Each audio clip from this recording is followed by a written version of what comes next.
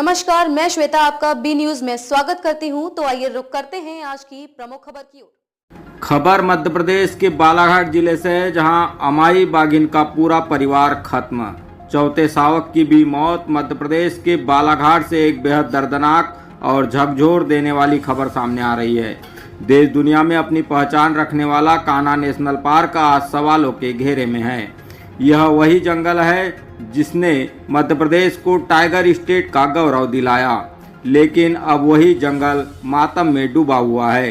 अमाई बाघिन और उसके 4 शावक, एक एक कर सबकी मौत हो गई है। क्या यह महज संयोग है या फिर किसी बड़ी लापरवाही या फिर कोई गहरा राज है? लगातार हो रही इन मौतों के बाद भी जिम्मेदार क्यों खामोश है?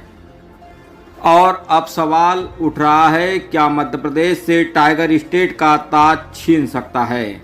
आपको बता दें, 21 अप्रैल को पहले शावक की मौत हुई थी, फिर दूसरे शावक की 23 अप्रैल, तीसरा शावक 25 अप्रैल और चौथा शावक 28 अप्रैल को मौत हो गई थी। और उसी दिन मां अमाई बाघिन की भी मौत हुई। सिर्फ 7 दिनों में पूरा कुनबा उजड़ गया। स्थानीय ग्रामीणों में भारी आक्रोश है। लोगों का कहना है कि आखिर इतनी बड़ी घटनाएं हो कैसे रही हैं, लेकिन ना कोई जिम्मेदारी तय हो रही है, ना ही कोई ठोस कार्रवाई। ये सिर्फ बाघों की मौत नहीं, ये उस जंगल की आत्मा को खत्म होने की कहानी है। अमाई बाघिन का पूरा परिवार खत्म हो गया, लेकिन सवाल अब भी जिंदा है। क्या इन सवालों के जवाब मिलेंगे या फिर ये मामला भी फाइलों में दब कर रह जाएगा? फिलहाल कान्हा नेशनल पार्क से आई ये तस्वीरें हर किसी को झकझोर रही है।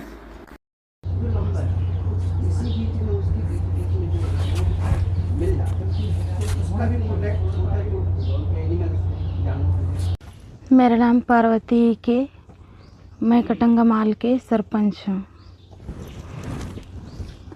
मैडम, क्या हो रहा है आपके पंचायत क्षेत्र सराही में? वो सर, अभी तो रेगुल बगवा मर रहा है। उसका देखभाल कोई विभाग वाले नहीं देखते हैं। अब उसको सामने से निगरानी करता तो जैसे बीमार हालत है, कुछ भी हालत है, तो उनको देखना था। वो पता नहीं कैसे काग ख़त्म हो रहा है। इसके लिए मैं बोलना चाहती हूँ कि विशेष वो फॉरेस्ट वाले ध्यान दें। और हमारा सरी गेट है, उसमें बहुत सारे करोड़ों रुपया के जो लाज बना है। बाहर के गेस्ट लोग आते हैं तो हमारे बगवा मरने से बहुत नाराज़ होते हैं। कितना मेहनत से हमारा नाम रोशन हमारा गांव के हुए थे। उसके बाद मैं भी बगवा मरने से बहुत नाराज़ हो गया है। हमारे यहाँ के लड़का लोग हैं, महिला हैं, उनको बचा के कैसे करना है, कैसे उनको बचाना है। और टाइगर के बच्चे और टाइगर के वजह से हम लोगों को, हमारे क्षेत्र में कुछ जिप्सी वाले, उनको भी रोज़गार मिलता, लेकिन सामंजस्यता नहीं होने के कारण मेरे ख्याल से ऐसे लगता है कि हो सकता है कुछ कारणवश या पायजान के कारण हो सकता है, या फिर उनको कुछ कारण हो सकते हैं जिसके कारण इनकी मृत्यु हो रही है। तो मेरे ख्याल से ऐसा लगता है कि फॉरेस्ट और ग्रामीण लोगों के साथ बैठक होना चाहिए था।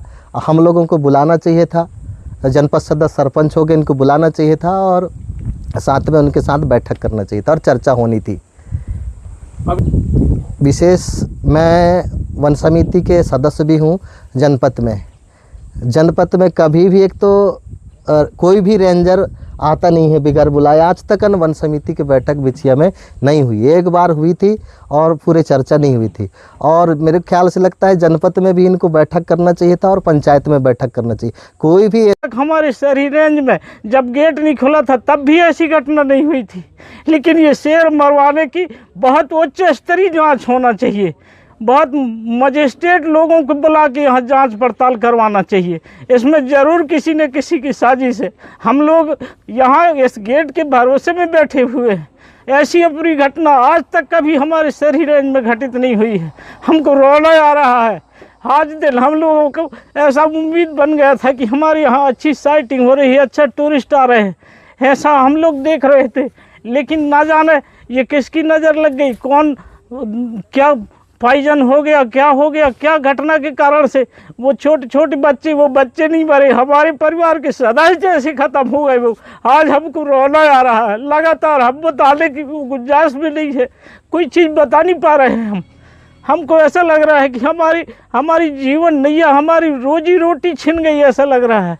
कोई टूरिस्ट यहाँ आकर के कितना खुश होके जा रहा था, इस बात को हम अभी कुछ भी बताने लायक नहीं है। हमको बहुत अत्यधिक, बहुत ज़्यादा दुखित हो रहा है मेरा आत्मा।